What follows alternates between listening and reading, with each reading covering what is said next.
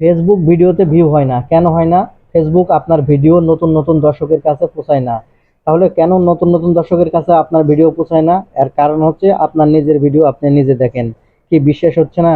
এই ভিডিওটিতে আমি আপনাদের প্রমাণ সহ দেখিয়ে দিব যে আপনারা নিজের ভিডিও নিজে দেখেন, এই জন্য ফেসবুক আপনার ভিডিও নতুন দর্শকের কাছে পৌঁছায় না।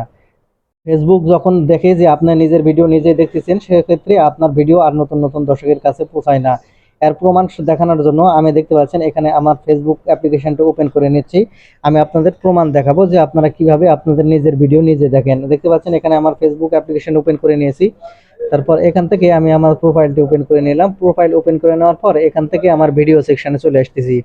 এখানে দেখতে পাচ্ছেন আমি একটি ভিডিও আপলোড করেছি। এখন আমি আপনাদের দেখাবো কিভাবে আপনারা নিজের ভিডিও নিজে দেখেন। দেখেন, এখান থেকে আমি কমেন্ট সেকশন, এখানে আমি যদি ট্যাপ করি, কমেন্ট সেকশনে ট্যাপ করি, আপনারা জানেন যে আপনাদেরকে যদি কমেন্ট করে আপনারা তার রিপ্লাই দেন। এখানে যে সময় আপনারা রিপ্লাই দিতে যান, দেখা যায় যে আপনার ভিডিওটি কিন্তু অটো চলতেই থাকে।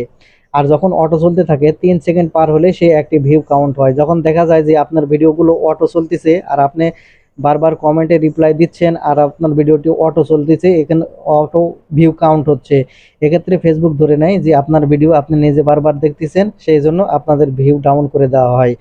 তাহলে এটা বন্ধ করবেন কিভাবে? তারও উপায় আছে, চলুন দেখিয়ে দিই। আপনারা নিজের ভিডিও নিজে দেখা বন্ধ করার জন্য যে কাজটি করবেন, এখান থেকে আপনাদের যে ফেসবুক অ্যাপ্লিকেশনটা আছে, ফেসবুক অ্যাপ্লিকেশনটা ওপেন করে নেবেন।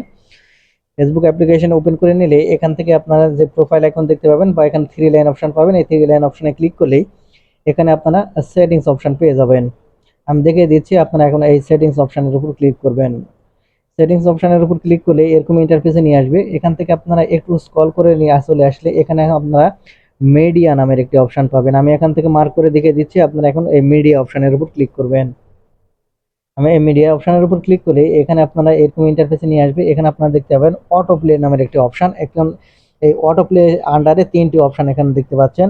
প্রথমটি যেটা হলো আপনার ডাটা চালু থাকলে অটো প্লে হবে, দ্বিতীয়টি হচ্ছে ওয়াইফাই চালু থাকলে এটা অটো প্লে হবে, আর তৃতীয় নম্বরটি হচ্ছে নেভার অটো প্লে, মানে হচ্ছে এখান থেকে আপনার ভিডিও অটো প্লে কখনো হবে না। দেখতে পাচ্ছেন আমি নেভার অটো প্লেতে টিক মার্ক করে রেখেছি, অর্থাৎ এখান থেকে আমি যদি কারো ভিডিওতে কমেন্ট করতে যাই থেকে দেখতে পাবেন আমার ভিডিওটি অটো প্লে হবে না। আপনারা যে কাজটি করবেন এখান থেকে অবশ্যই নেভার অটো প্লে এটা চালু করে রাখবেন। এটা গেল প্রথম কারণ। আর দ্বিতীয় কারণ, যে কারণে আপনার ভিডিওতে ভিউ হয় না, সেটাও এখন আমি দেখিয়ে দেবো। আমি সেটা সেই জন্য এখান থেকে আমার প্রোফাইলটা আবার ওপেন করে নিচ্ছি।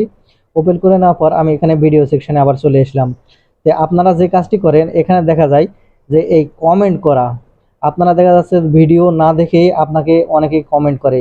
আপনারা যে কাজটি করেন এখান থেকে আপনারাও একই রকম সেমই ভুল করেন, ভিডিও না দেখে অযথা আপনারা একের পর এক কমেন্ট করে যান। এক্ষেত্রে যে কাজটি হয়, ফেসবুক মনে করে যে আপনারা স্পাম কমেন্ট করতেছেন। এক্ষেত্রে যে কমেন্ট করে তার যেমন ক্ষতি হয়, আপনাকে যে কমেন্ট করে আপনারও সেরকম একই সমান ক্ষতি হয়, দুইজনারই ক্ষতি হয়। এক্ষেত্রে আমি আপনাদের বলবো অবশ্যই ভিডিও দেখার পরে কমেন্ট করবেন, ভিডিও না দেখে কারো ভিডিওর নিচে কমেন্ট করবেন না এবং কাউকে কমেন্ট করতে দেবেন না। এক্ষেত্রে আপনারও সমস্যা হবে, যে ভিডিওকে কমেন্ট করবে তারও সমস্যা হবে। তো বন্ধুরা, এই ছিল আজকে ভিডিওটি।